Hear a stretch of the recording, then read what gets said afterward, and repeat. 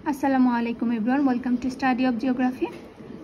Today I'll discuss about GIS, a most important topic or a most important subject in geography.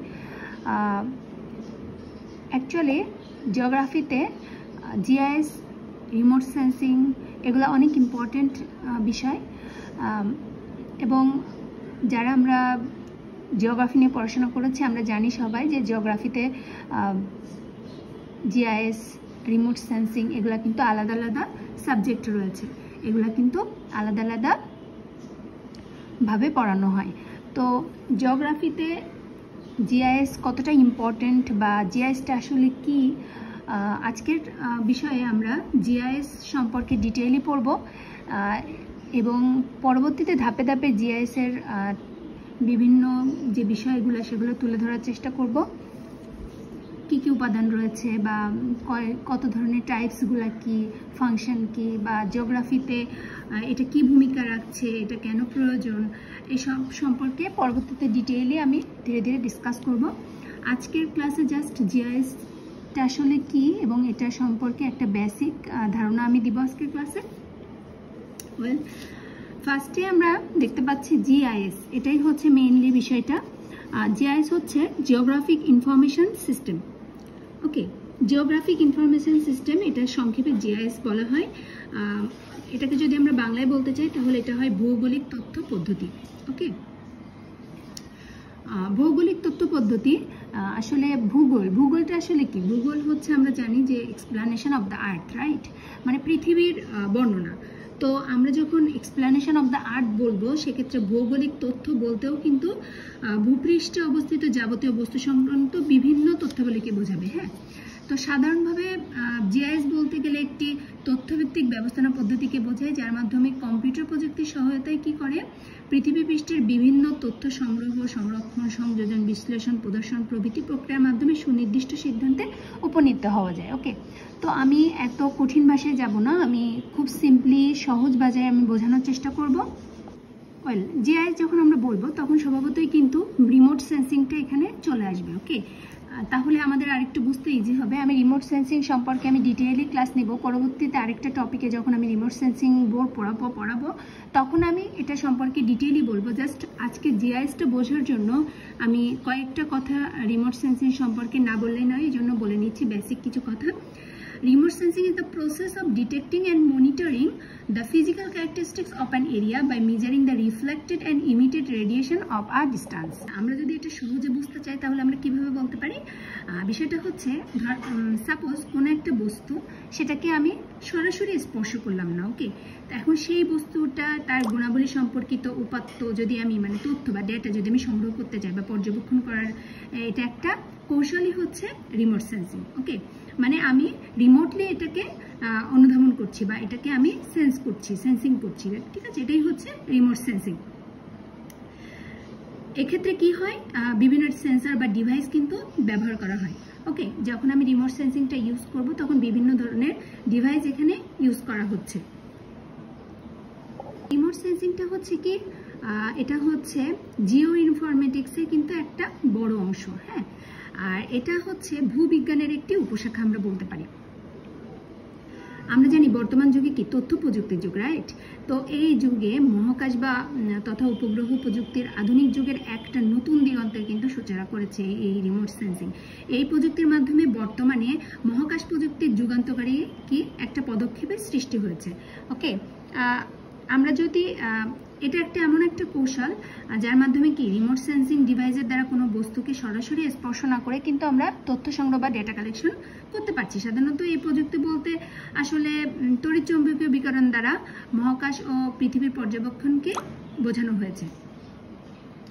এখন এই যে শুধু যে মহাকাশ তথা বা পর্যবেক্ষণ বোঝানো হয়েছে একেবারে ঠিক তা না, রাডার বা লিডারের সাহায্যেও কিন্তু পৃথিবী পৃষ্ঠ থেকে সিগন্যাল পাঠিয়ে রিমোট সেন্সিং এর মাধ্যমে কি তথ্য সংগ্রহ করা যায়। তাহলে আমরা মোটামুটি রিমোট সেন্সিং সম্পর্কে একটা বেসিক আইডিয়া আমরা বুঝতে পেরেছি যে কোনো একটা আমরা যদি কোনো ডেটা কালেক্ট করতে চাই সেটা আমরা রিমোট সেন্সিং এর মাধ্যমে কি করতে পারি, যে আমরা এটাকে কালেক্ট করতে পারি। সাপোজ যদি আমরা এরকম, আমরা যদি এখানে সাপোজ এটা হচ্ছে এনার্জি সোর্স,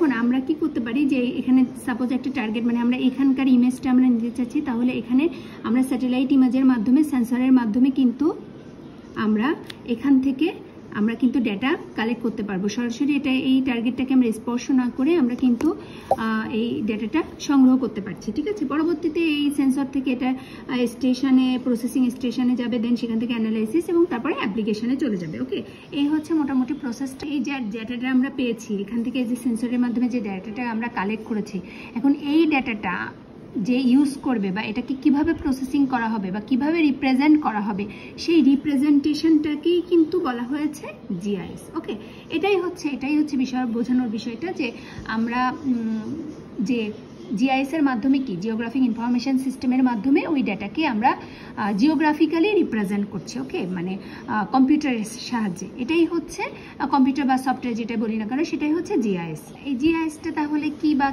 কিভাবে এটা কি করে আমরা জানলাম। এখন জিআইএসটা কারা ইউজ করে? ওকে, তাহলে এটার ইউজটা কি? আমরা কিন্তু অনেকে জেনে বা না জেনে কিন্তু আমরা কি জিআইএস ইউজ করছি, রাইট? কিভাবে ইউজ করছি? আমরা কোনো একটা জায়গার এক্স্যাক্ট লোকেশন জানতে চাই, জিওগ্রাফিক পজিশনিং সিস্টেম জিপিএস, এটাও কিন্তু জিআইএস এর সাথে লিঙ্কড। তো আমরা গুগল আর্থ ম্যাপ যে আমরা জানি সবাই, এটার মাধ্যমে আমরা কিন্তু কি করতে পারছি, কোনো একটা জায়গার লোকেশনটা সম্পর্কে জানতে পারছি। প্লাস আমরা কোথাও একটা ডিস্টেন্স, একটা জায়গা থেকে আরেকটা জায়গার ডিস্টেন্স দেখতে চাচ্ছি, সেটাও কিন্তু আমরা দেখতে পাচ্ছি। বর্তমানে আমরা কি জানি, আমরা যে উবার আমরা ইউজ করে থাকি, আমরা সবাই, এটা সহজ উদাহরণ, আমি যেটা দিলে আমি সবাই বুঝতে পারবে, আমি সেই উদাহরণটাই দিচ্ছি। তো এই যে উবার আমরা ইউজ করি, সেটা আমরা কিভাবে ইউজ করছি, রাইট? তো আমরা দেখতে পাচ্ছি যে গাড়িটা আসতেছে, আমরা সেই গাড়িটা দিয়ে যাচ্ছি। তো এই যে প্রসেসটা পুরোটা কিন্তু কম্পিউটারের মাধ্যমে হচ্ছে বা একটা সফটওয়্যারের মাধ্যমে হচ্ছে। এই যে প্রসেসিংটা পুরাটাই কিন্তু জিআইএস আমরা বলতে পারি, জিওগ্রাফিক ইনফরমেশন সিস্টেম। তো এই যে প্রসেসিংটা হচ্ছে বা আমরা যে গুগল ম্যাপটা ইউজ করছি, তিনটা বিষয় আমি বলেছি, তিনটা টপিক, এই তিনটা টপিক মাথায় রাখতে হবে। এই তিনটা টপিকের সংমিশ্রণেই কিন্তু তৈরি হচ্ছে। সেটা কি কি? একটা হচ্ছে জিআইএস, জিওগ্রাফিক ইনফরমেশন সিস্টেম, আর একটা হচ্ছে রিমোট সেন্সিং বা স্যাটেলাইট ইমেজিং, এটা যেটাই আমরা বলি না কেন, আর জিপিএস, গ্লোবাল পজিশনিং সিস্টেম। এই তিনটে সিস্টেম, এই তিনটা সেক্টর মাধ্যমেই কিন্তু আমাদের এই টোটাল প্রসেসিংটা হচ্ছে। ওকে, তো আমরা জেনে বা না জেনেই কিন্তু আমরা এগুলা ইউজ করছি বা আমরা এগুলা সম্পর্কে জানছি। আমরা না জেনেই যে বিষয়টাকে আমরা উপস্থাপন করছি বা আমরা জানতে পারছি বা বুঝতে পারছি, এই যে প্রসেসিং যে টোটাল যে সিস্টেমটা, এই সিস্টেমটাই কিন্তু GIS, geographic information system. So, GIS stands for Geographical Information System. It's a computer system that analyzes and displays information that's linked to a special location.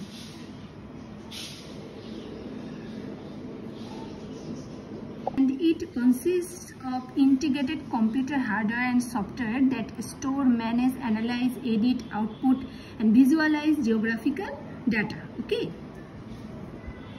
Okay, GIS যে সিস্টেমটা, এটা কিন্তু এক এক দেশে এক এক রকমভাবে লেখা হয়ে থাকে। যেমন আমাদের দেশ বা ইন্ডিয়াতে এটাকে কিন্তু বলা হয় জিওগ্রাফিক ইনফরমেশন সিস্টেম, বা ইউরোপিয়ান যে কান্ট্রিগুলো সেগুলোতে কিন্তু বলা হয়ে থাকে জিওগ্রাফিক্যাল ইনফরমেশন সিস্টেম। ওকে, তাহলে আমরা দেখলাম যে জিআইএস এর যে ফুল মিনিংটা, এটা কিন্তু এক একটা দেশে এক এক রকম ইউজ হতে পারে, বাট এটার কিন্তু বিষয়টা কিন্তু সেম। ওকে ওকে এখন হচ্ছে রোজার টামলিনসন, ইনি হচ্ছে কানাডার একজন কম্পিউটার বিশেষজ্ঞ। ইনি কি করেছেন, ইনি ফার্স্ট কিন্তু এই জিআইএস এটি ব্যবহার করেছেন। তিনি ফার্স্টে বলেছেন সিজিআইএস। ওকে, তো এই রোজার টামলিনসন ইনি কিন্তু জিআইএস এর জনক বা ফাদার অফ জিআইএস ওনাকে বলা হয়ে থাকে। ওকে, এই যে জিআইএস যে আমরা দেখছি, জিওগ্রাফিক ইনফরমেশন সিস্টেম, এটাকে আমরা কি করতে পারি, দুইটা ডিসিপ্লিনে কিন্তু ডিভাইড করতে পারি। একটা হচ্ছে জিওগ্রাফি আর একটা হচ্ছে ইনফরমেশন সিস্টেম। ওকে, তাহলে জিওগ্রাফিটা কি আসলে? Geography is the scientific study of geospatial pattern, process, location and distribution of human and physical phenomena on the earth surface. এটা হচ্ছে জিওগ্রাফি। জিওগ্রাফিক্যাল যে অবজেক্টগুলো রয়েছে আমরা জানি কি physical and manmade, right?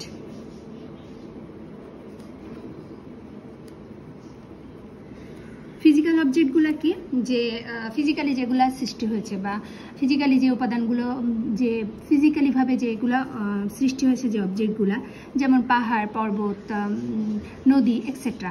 R man-made বলতে আমরা কি বোঝাই, সেটেলমেন্ট বোঝাতে পারি বা বসতি বা রাস্তাঘাট। ম্যানমেড যে অবস্ট্রাকলগুলো সৃষ্টি হয়েছে, ম্যানমেড যে অবজেক্টগুলো সৃষ্টি হয়েছে সেগুলোর যে এক্স্যাক্ট লোকেশন, সেই এক্স্যাক্ট লোকেশনটাও কিন্তু আমরা এই জিআইএস এর মাধ্যমে ভালোভাবে বুঝতে পারি, রাইট? এখন তাহলে জিওগ্রাফিতে আমরা দেখলাম ফিজিক্যাল এবং ম্যানমেড দুইটা যে অবজেক্ট সম্পর্কে ডিটেইলি আলোচনা করা হয় বা ডিসকাস করা হয়, এবং এটার বন্টন সম্পর্কেও কিন্তু বলা হয়ে থাকে। তাহলে জিআইএস এর সেক্ষেত্রে কি করা হয়? জিআইএস এর যে বিষয়টা হয় সেটা হচ্ছে এই যে বিভিন্ন যে ফিজিক্যাল অবজেক্ট বা ম্যানমেড যে অবজেক্টগুলা, এগুলার বিভিন্নভাবে ডেটা কালেক্ট করা হয়, রাইট? ফার্স্টে আমরা এগুলা ডেটা কালেক্ট করি। কিভাবে ডেটা কালেক্ট করা যেতে পারে? পাহাড়, পর্বত বা নদী নালা যে এগুলো আমরা কিভাবে রিমোট সেন্সিংয়ের মাধ্যমে কিন্তু আমরা স্যাটেলাইট ইমেজিংয়ের মাধ্যমে কিন্তু এই ডাটাগুলো আমরা কালেক্ট করতে পারি, আর এরিয়াল ফটোগ্রাফির মাধ্যমেও কালেক্ট করা যায়। আরেকটা পদ্ধতি যেটা করা হয় জিওগ্রাফিতে, সেটা হচ্ছে আমরা সবাই জানি যারা আগে জিওগ্রাফিতে পড়েছি, যে ফিল্ড সার্ভে। ফিল্ড সার্ভের মাধ্যমে কি করা হয়? সরাসরি যে কিন্তু সেখানে ডেটাগুলা কালেক্ট করা হয়। সো এটাই হচ্ছে জিওগ্রাফিক ইনফরমেশন সিস্টেমের যে তথ্য বা ডেটাটা যে কালেক্ট করা, এটা একটা প্রথম পদ্ধতি, ঠিক আছে? এটা একটা প্রথম ধাপ আমাদের জিআইএস এর ফার্স্ট যে স্টেপ সেটা হচ্ছে ডেটা কালেকশন। আচ্ছা, আমরা হচ্ছে ডেটা বলছি, আবার ইনফরমেশন বলছি। এখন দুইটা জিনিস দেখি একটু। আমরা ডেটার ক্ষেত্রে আমরা আবার কি বলছি? তথ্য বলছি, রাইট? বাট আমরা যদি বাংলাটা দেখি, ডেটার এক্স্যাক্ট বাংলা হচ্ছে উপাত্ত, ওকে? আর ইনফরমেশনের বাংলা হচ্ছে তথ্য। তাহলে দুইটার মধ্যে ডিফারেন্সটা কোথায়? ওকে, কোনটা আসলে কি? তো ডেটা যেটা হচ্ছে সেটা হচ্ছে কি, আমরা স্যাটেলাইট ইমেজারি বা উপগ্রহ চিত্রের মাধ্যমে যে আমরা যেটা পাচ্ছি, যে ইনফরমেশনটা পাচ্ছি, যে তথ্যটা পাচ্ছি বা যে ডেটাটা পাচ্ছি, এটাকে আমরা বলছি ডেটা, ওকে? বা এরিয়াল ফটোগ্রাফির মাধ্যমে আমরা যেটা পাচ্ছি সেটা হচ্ছে ডেটা।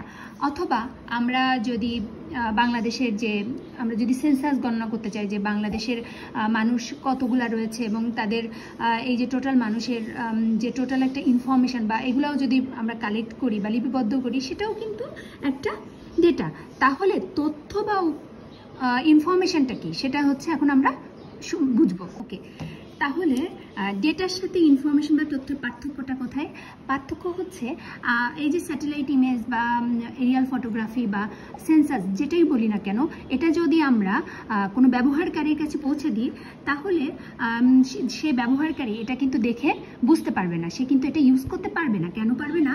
কারণ হচ্ছে আমরা যে সেন্সাসের কথাই ধরি, তাহলে যে আমাদের বাংলাদেশের সাপোজ আমি যদি ধরে নিই আমাদের 17 কোটি পপুলেশন রয়েছে, তাহলে এই যে 17 কোটি মানুষের প্রত্যেকটা মানুষের যে ইনফরমেশনগুলো, হাজার হাজার ইনফরমেশন হবে। তার বয়স কত, সে পুরুষ নাকি মহিলা, সে কোথা থেকে পড়াশোনা করেছে, তার শিক্ষাগত যোগ্যতা কি, ডিটেল সব কিছু হাজার হাজার ডেটা থাকবে, ওকে? তো এটাকে যদি আমরা কোনো ব্যবহারকারীর কাছে দিই, তাহলে সে তো এটা বুঝতে পারবে না বা ইউজ করতে পারবে না। তো এই ডেটাটাকে যদি আমরা অ্যানালাইজ করি বা বিচার বিশ্লেষণ করার পর এটাকে যখন এটা একটা পর্যায়ে দাঁড় করানো হবে, সেটাই হচ্ছে ইনফরমেশন, ওকে? তাহলে ডেটা অ্যানালাইজ করার পর, বিচার বিশ্লেষণ করার পর যে রেজাল্ট আমরা পাচ্ছি সেটাই হচ্ছে ইনফরমেশন। সেটা কিভাবে? সাপোজ পপুলেশন হচ্ছে 17 কোটি, ঠিক আছে, ক্রোড়।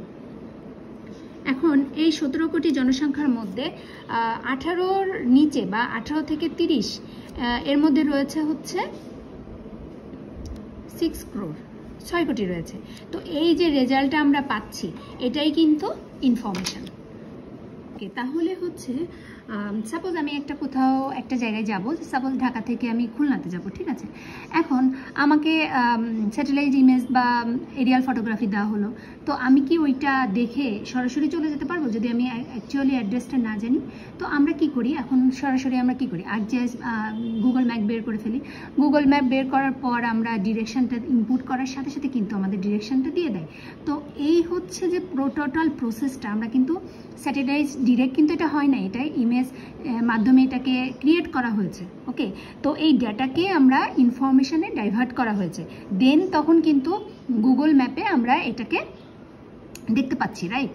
তো এই যে রিপ্রেজেন্টেশনটা বা এই বিশ্লেষণ করে যে আমরা রেজাল্টটা পাচ্ছি, এটাই কিন্তু ইনফরমেশন। টোটাল যে সিস্টেম, এটাই কিন্তু ইনফরমেশন সিস্টেম। তাহলে আমরা ডেটা এবং ইনফরমেশন সম্পর্কে টোটাল বিষয়টা আমরা বুঝতে পেরেছি।